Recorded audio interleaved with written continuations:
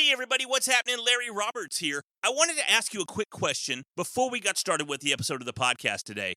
I'm wondering, do you like to travel? So many people love to travel, and I hear it all the time that they would travel more if it was just more affordable. Well, I think I've found an answer to that problem, and I would love to tell you all about it. So if you would, head over to the website, readilyrandom.com/travel, click on the collage of beautiful places that you can go, and sign up for our next webinar. We'll tell you all about it on the webinar. There's no fees to watch the webinar or anything like that. Check it out. If you love to travel, it's worth your time. I guarantee it. Thanks, everybody. Hey, you could be larger than life, bigger than the world, living out the hopes and dreams. Thom King is the guy that's gone keto. At least that's the name of his book, Guy Gone Keto, right here. How to lose weight, feel great, and achieve lifelong fitness. You know, in preparation for the podcast, Thom was nice enough to send me all sorts of cool keto stuff. He's got me some MCT oil, some Keto sweet liquid sweetener, and a variety of different marinades and barbecue sauces and ketchup, all of which is ketogenic. So I'm going to let Thom take over from here because I'm not the expert on ketosis and what it takes to achieve it, but hopefully I'll be one step closer by the end of this podcast. So, Thom, thank you so much for joining me, and welcome to the podcast. Larry, thank you so much for having me on your podcast, and I would love to hear your MCT story. Right out of the gate, man. He pulls no punches. Right out of the gate. Let's just go right for the red meat. Well, you know, for those listening, we were in the green room. That's what I call like before the show because I don't really have a green room. I just have a studio.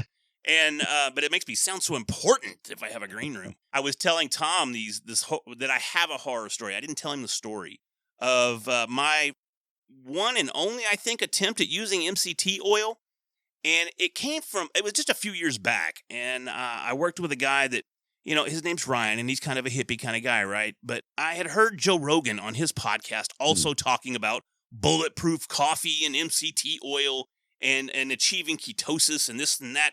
Well, Ryan told me he knew all about this stuff and how to get into ketosis, and I was going to follow him down this path. He said, but first you got to try, right out of the gate, you got to try some bulletproof coffee. And I'm like, okay. He says, man, you'll have more energy than you've ever had, and it's coffee and butter and MCT oil. And so I'm like, that doesn't sound very good, but okay, you're the man. I'm listening. Here we go. And so he made me some bulletproof coffee there at the office of all places. And I promise you, within 30 minutes, I was doubled over. My stomach hurt so bad. And I started shaking, and the pain was just so intense that I knew I had swallowed like rat poison. I didn't know what this MCT oil was, but it did not mix well with whatever else I had in my stomach at the time. And I was sweating. I mean, it was a horrible, horrible, and very painful experience. So, Thom, can you shed some light? I mean, is that common? Well, mostly I would say the most common side effect of consuming too much MCT oil is what we call disaster pants. That's generally the result. And I got to tell you, 4 years ago, the first time I really actually started having MCT and a lot of MCT oil in my coffee. And, you know, my attitude is, you know, the bigger the glob, the better the job. So the first time I had the MCT oil, I probably put four tablespoons in my coffee. It's a fat, so it makes the coffee super delicious. And then I decided to go for a run. And that I got about halfway through my run, and I'm like, oh, this is happening. Like, it's not like, hey, I need to get somewhere. It's like, I'm there. Yeah, this is happening right now. This is a done deal. And I live in the city. Oh my God. So there were not like a ton of options for me. So yeah, so I caution people to ease into the MCT oil. You know, maybe starting off with a tablespoon and then increasing it as you feel like your body's adapting to it. But I mean, MCT stands for multi-chain triglyceride, and a multi-chain triglyceride actually is what what your body uses to carry ketones into your bloodstream. So it's like getting a direct shot of actual ketones. And your audience, in case they're not familiar with what a ketone is actually it's a molecule that your brain and your body is able to metabolize just like it would a carbohydrate. So the beauty of the human body is that it can function on both sugars like glucose, or it can function on ketones. So your body has that ability to shift. And so when your body is no longer energized by glucose or sugars, it will switch over and start metabolizing fats, and that's when you're in a state of ketosis. So you're energetic and you're burning fats simultaneously, which is kind of it happens regardless of whether you're in ketosis. It seems like, or not in some instances. Correct me if I'm wrong, but I mean when we do like cardio exercises, does that not put us in a state where we're burning fats as well? Is that still qualified as ketosis, or? It doesn't. It doesn't qualify as ketosis. And if you're doing a hard cardio workout, you're going to be the first available fuels that your body are going to burn are going to be your sugars. So it'll burn through whatever glucose you have. It'll start burning through the glycogens, that you've got stored in your muscles. So that's the sugar that your body has stored up. And not until you've completely burned through all of those will you start burning ketones. So, I mean, ketones are actually created by eating fat. So if you eat fat, your body will actually, your liver will actually metabolize those fats and turn those fats into ketones.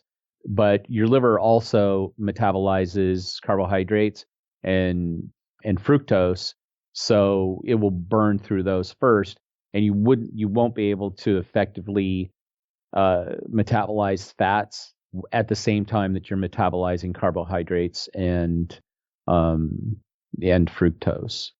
Well, I'm glad you broke that down, and I'm going to blame it on my audience because they need the help. I mean, I was with you the whole step of the way, but I was right there. But some of my listeners, I don't know where they come from, but I'm from Texas, so I'm smart. But no, Nice. Seriously. So, what got you so? I won't say obsessed, but what got you so involved with the ketogenic diet and ketosis, and I mean to the point where you created all these wonderful products? Well, I mean, I've always battled with my weight. I call it yo-yo weight. Like there's times when I'm going to be skinny, there's times when I'm going to be fat, and I just went on really pretty long streak of, I would say, undisciplined behavior, like eating pizza at night and drinking a bottle of wine and drinking beer and eating ice cream, and I was doing this at the same time that I was running, my food ingredient company, and our focus is sweeteners that are used in sports nutrition bars and in drinks and various zero sugar consumer goods. So I was kind of living a lie. I mean, not even kind of. I was living a lie. I had a company that catered to the keto crowd. And yeah, I didn't follow the keto diet. I was carrying about 35 pounds of extra weight. My blood pressure was 199/90. I was a pretty unhealthy person. And I think in a lot of ways I was also pretty unhappy. And I was at a trade show in Las Vegas and went out with went out with a client for dinner, had dessert, wine, the whole works, went back to my room at the Luxor, and the room smelled like, stale booze and broken dreams. And I looked in the mirror, in that morning, and I was just like, I don't like what I'm looking at, and I don't like this person that I'm looking at. And I just had to make an absolute effort to associate a ton of pain to my bad habits.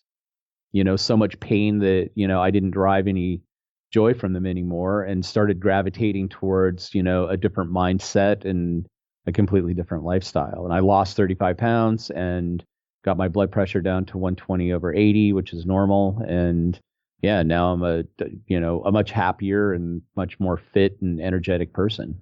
Well, it's interesting that this podcast lands right here, right now in my lap, because I'm currently sitting at a weight that I never, ever, ever would have imagined that I would ever see. And up until, man, I'll say 7 years ago-ish, I was around a $165, $170, and maybe even I started creeping up towards 200. And this is full disclosure for my audience, guys. I'm fat, and I weighed in at 307 just 2 weeks ago. Now, I'm 6'3", so, I wear it well, or so they say, so they don't hurt my feelings, But hey, let's face facts. Nobody wears 307 pounds well. So what did you do? You say you started associating pain with your lifestyle so that you didn't garner any more pleasure. Give me some ideas on what exactly that entailed. Did cake start tasting bad? Did you go, this cake that is so delicious really isn't delicious? And how did you convince yourself of those lies? Well, I didn't lie to myself, because cake is delicious, and donuts are delicious, pizza is delicious, margaritas are delicious. I mean, I can go down through an entire line of food that that is delicious. Sure. But is it going to make the quality of my life better? And so human beings function off two basic principles, and that is pain and pleasure. They are going to avoid pain, and they are going to seek out pleasure. So if you can associate pain with a habit that you're trying to break, you will naturally start gravitating away from that. So the way that I did it is by drinking a bottle of wine and eating a pizza at night. That pleasure, I started associating all of the bad decisions that I've made from drinking too much wine, like getting married. Thanks, honey. Yeah. Well, now I'm divorced, probably because of another series of bad decision making. I also look at the health side of it, like all of the people that love me, and how difficult it would be for them if suddenly I had a heart attack and died, or got a stroke and was unable to care for myself, and my loved ones had to actually take care of me.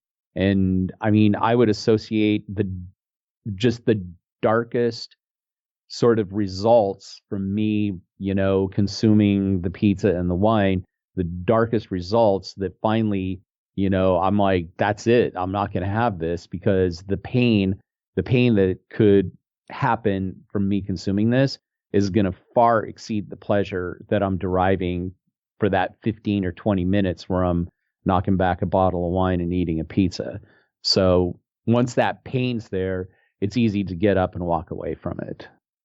Gotcha. And I've heard that, or at least similar takes on it before. And of course, we operate as humans with the pain or pleasure principles.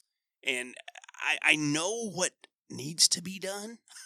I used to teach cardio kickboxing 3 times a day, and then teach karate in the evenings, then train for my own fights at night at 9 p.m. So I know what cardio's like. I know how to work out, and I know how to diet and how to do it right.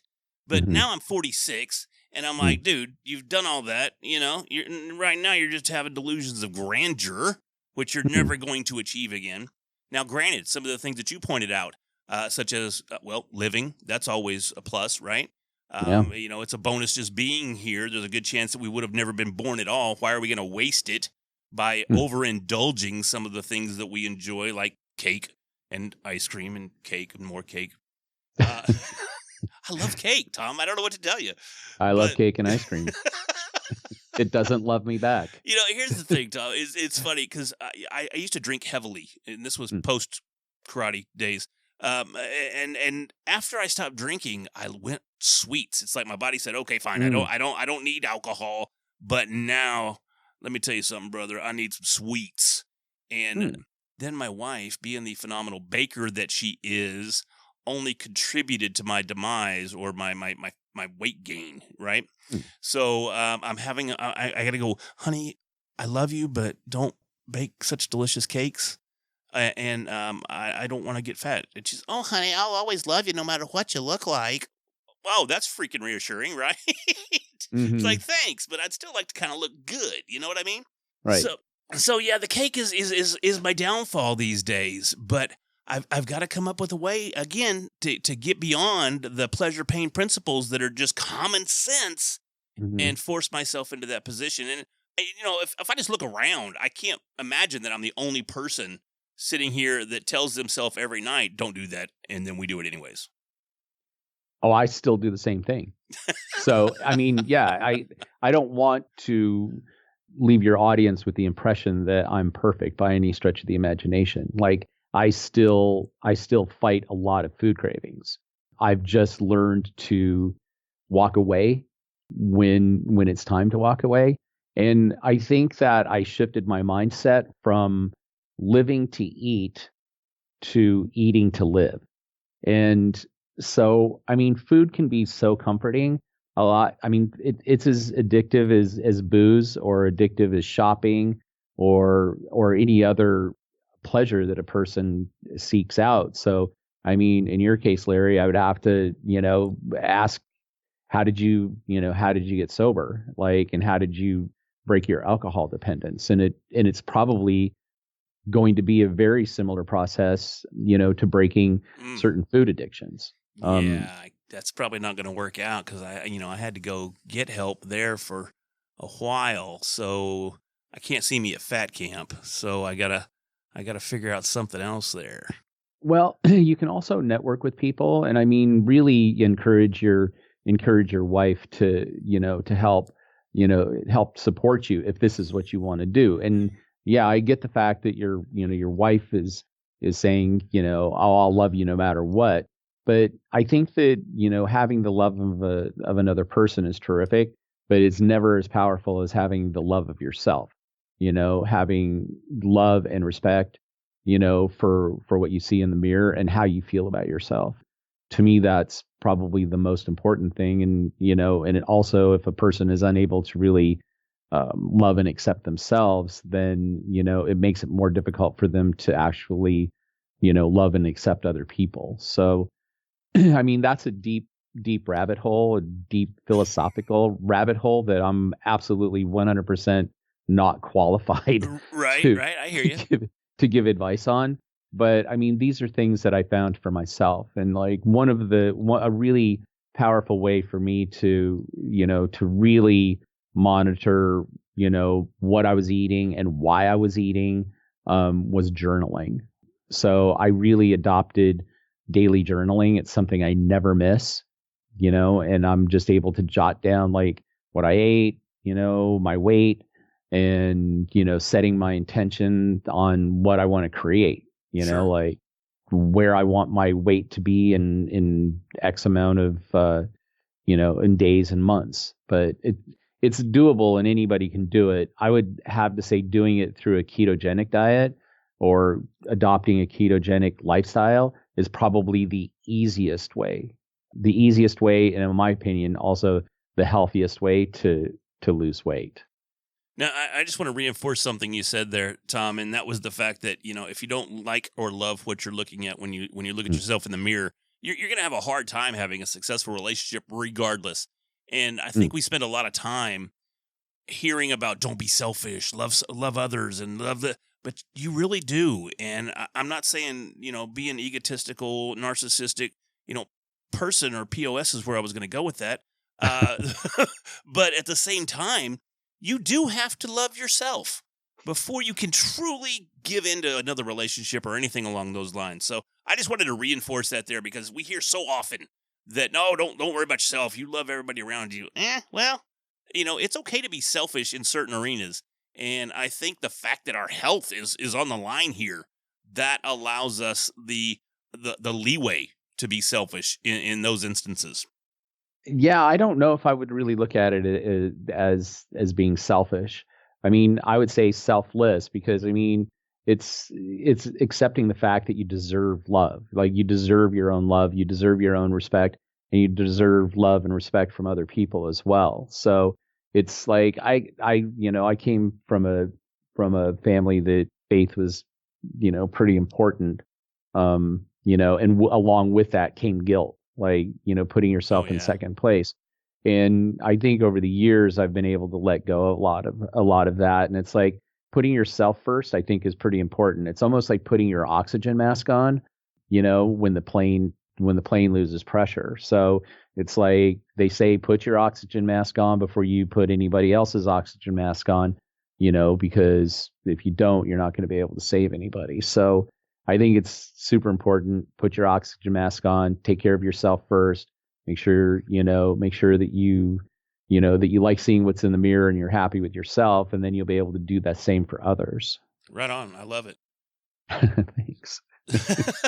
That kind of got off of the keto path a little bit, but it's like what brought me on it. Like, I mean, so the book, that's what I'm sitting here. I was going to say, I'm going to do a segue right now, Tom. I swear, in your book, I'm holding it in my, look, listen, that's the pages that I promise you it's in my hands. So I was going to say, man, talk to me about your book. What was the process of writing it? When did you start writing it? Just give us some of the details behind it, because I'm always talking about people being authors and what a rewarding experience it is to be an author and to have a well-selling book. So if you would, just kind of break that down for us a little bit. Well, I would say that the labor of writing the book is not a totally pleasant experience. Once you give birth to the baby, you're relieved to get it out. So that was the experience of writing the book for me. But I mean, this was a great segue, because the book is not like a keto diet book. So it's more of like a reflection of my journey and what it took to really immerse myself into a ketogenic lifestyle. So that it's really more about the motivation, about the tactics that I used, about how I failed, and how I was able to, the tools that it took to pick myself back up off the ground and, kick butt another day. So the book started in that hotel room in Las Vegas when I looked in the mirror and I just like, this is it. This is the end. I can't live like this anymore. I've got to make a change. And so what started off as just me jotting down some notes and some reflections became a book within like a year, and which was pretty remarkable, because once the book was completed, I was making ketchup and barbecue for myself and making, a variety of different sauces that I could eat, because that's one of the things that, you miss so much when you're on a keto diet, because it's like you can't have any sugar. So all of, ketchup has more sugar than ice cream. So it's like, that's off your menu item. Right. Same with like teriyaki. Like teriyaki has got even more ketchup or more sugar than ketchup. So all these things. So then I developed this line of condiments, and then everybody who had them said, "Oh, these are so good that you should package these and sell them." And this business, which was completely a side hustle for me, sort of it just developed organically, and it's been absolutely astounding and amazing. And I'm super grateful for it. That is amazing. And you were, again, kind enough to send me samples, not just samples, but like full size bottles of each of the teriyaki that you mentioned, a Thai sweetener there, and a spicy Thai, and what else? Ketchup, and a couple of others that I can't remember off the top of my head, because I've only got the MCT oil and the Keto sweet sitting here on my desk with me. I was thinking we were going to be on camera, and I couldn't hold them all at the same time anyhow. But I was still going to make a cool little, cover photo for the episode by holding them up, and I will. Excellent. So excellent. I like it. I can't wait to try it, man. Honestly, and my wife saw them. She's like, "Oh my god, we love teriyaki!" So she's like, "I'll make some rice and some chicken, and we'll put it on there. It'll be delicious." And hopefully it will. But I have to go back to the hotel room for just a second, because now I feel like an even bigger waste of flesh, because I see. I open when you were talking about the book starts off, right? So I opened the book back up to the introduction, And down here at the very bottom of page 11, which is the page of the introduction, it says, I got out of bed, looked at myself in the full-length mirror, and here's where I started feeling really bad. I was 6'2". I told you I was 6'3". I weighed 235. I weigh 307. So now I feel, if you were feeling bad at 6'2", 235, I shouldn't even come out of my studio. I should just hibernate in here for like the rest of my life, or just sit here and drink all this MCT oil and dehydrate and and nasty pants my way to a much slimmer and more attractive me. I don't think that's healthy. Oh, okay. Well, I don't advise that. And the thing is like, I don't advocate people shaming themselves. I mean, every person is going to have a certain level of acceptance. And because I work in the sports nutrition industry, like my main company is called Icon Foods. That's the guy on keto thing is that very much my side hustle. So Icon Foods, we manufacture sweeteners for sports nutrition companies. And so a lot of the people that I work with are just completely ripped bodybuilders. Okay. And, so I think, a person's really the sum of the 5 people closest to them. And so the 5 people that were closest to me, in my business were all completely ripped. So it really depends on where your standard and where your level of self-acceptance comes in. If if you're carrying extra weight, I don't at all advocate people shaming themselves. If you're carrying extra weight and you feel comfortable with it and you're healthy, then don't waste time. Don't waste time shaming yourself, because it's just not worth it. I mean, everybody is a lovable person, that deserves respect. And so I don't want people, saying, oh, this guy's carrying an extra 35 pounds, woe is he, I'm carrying an extra 125, and how the hell am I ever going to see the light at the end of the tunnel? I get that. I mean, that 35 pounds for me was, I'm not going to see the light at the end of the tunnel, but you carve your way through it, and you surround yourself with really good people, that will support you in your goal. But I think, self-acceptance at whatever weight you are, I think is hugely important.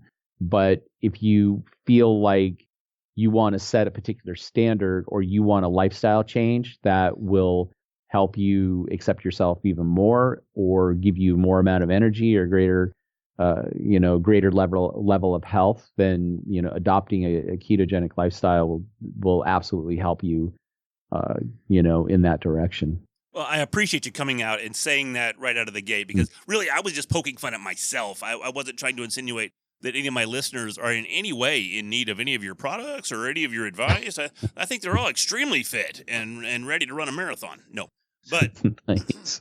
but I'm no. not. So let me ask you this last question, and then we'll wrap up, okay? Okay. If someone was going to get started with Mhm. a ketogenic diet, Mhm. other than reading your book, what is the next best first step? Well, I mean, the basics of a ketogenic diet are this. Your diet is going to be 70% fat, 20% protein, and 10% carbohydrates. And that 10% of carbohydrates needs to be vegetables that grow above the ground. That's it. Like, your carbs aren't going to be coming from fruit. Like, fruit's a dessert. You don't want to include that in your everyday regime. Like, drinking a glass of orange juice in the morning, that's going to stop, because that's just drinking a glass of pure sugar, and that will put you into a metabolic state where you're getting belly fat. You cut out all the sugar. That's not going to be part of it. 70% fats, or even avocados, bacon, cheese, olive oil, like all of those fats are like good, healthy fats. Like cream, put cream in your coffee. Just don't put the sugar in it. And so you've got that 70% of fats, your 20% proteins, fish, poultry, beef, pork, whatever you want. So, I mean, it's not a hard diet to follow.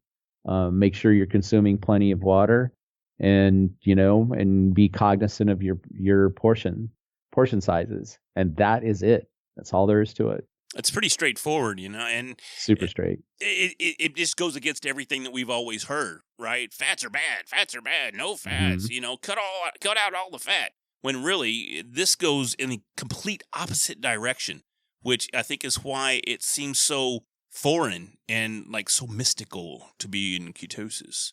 Well, we were brainwashed. I mean, we were brainwashed at an early age, because in the 60s, the sugar industry paid a bunch of food scientists to write papers vilifying fat and saying that sugar was a good source of energy. And so that was in the 60s.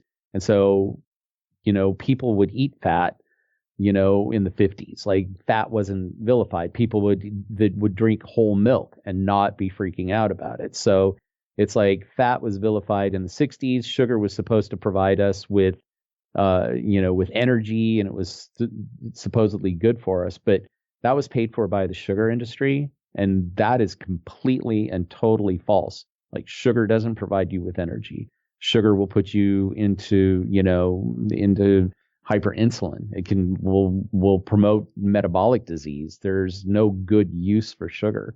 And I mean, our bodies can burn fat efficiently. The health benefits behind a ketogenic lifestyle are I mean, it's documented and proven. So yeah, sugar, the whole food pyramid needs to be turned upside down.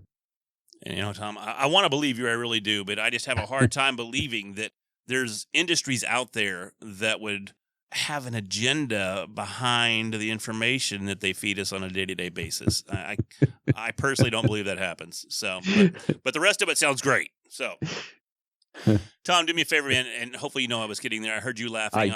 I want my audience to know I was kidding as well. That was well-played sarcasm. Thank you. So,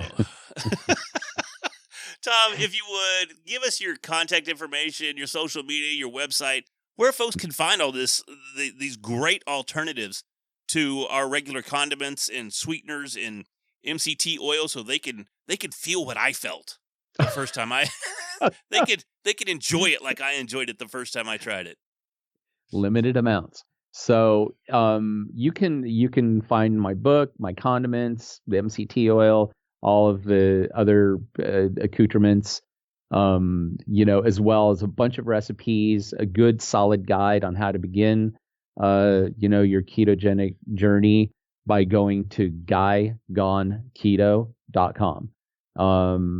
If you want to check out, my food manufacturing company, you can go to iconfoods.com, and you can check out what we're doing as far as like new formulations and new projects that we've got going on. And then on the socials, you can find me on any of the socials. It's just Thom with an H, THOMKING. Find me on Instagram, LinkedIn, Twitter. Let's see what else. There's another one, but what's the one that all the kids are using? Instagram, Snapchat. Snapchat. There we go. You can try me on Snapchat, but I don't think I'm smart enough.